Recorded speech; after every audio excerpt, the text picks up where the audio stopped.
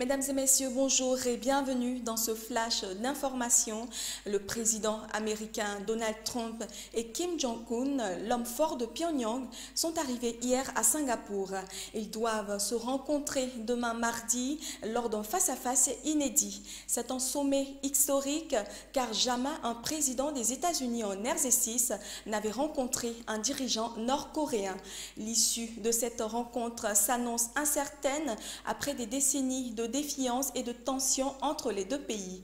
L'arsenal nucléaire nord-coréen qui a valu à Pyongyang une série de sanctions de l'ONU au fil des années sera au cœur de toutes les discussions.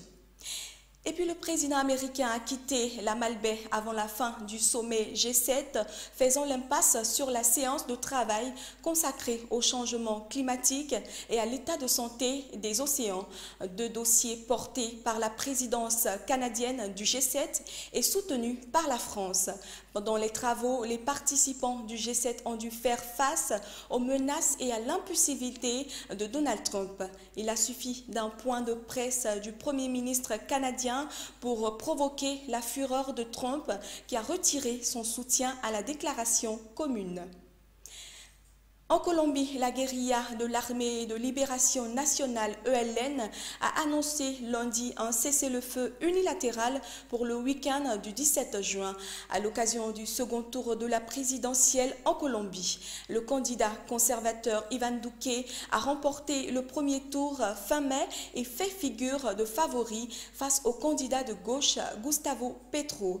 Iván Duque s'est promis de réviser sans le déchiqueter le pacte avec l'ex-guérilla FARC, Forces armées et révolutionnaires de Colombie, qu'il juge laxiste envers les anciens guérillos exemptés de prison s'ils admettent leurs crimes.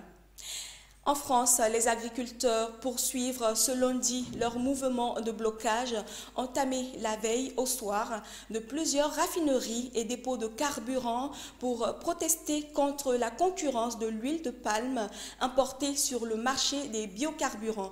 Certains sont déjà prêts à prolonger le blocage comme à Strasbourg où les agriculteurs ont monté des tentes à l'entrée du dépôt pétrolier du port d'Uri.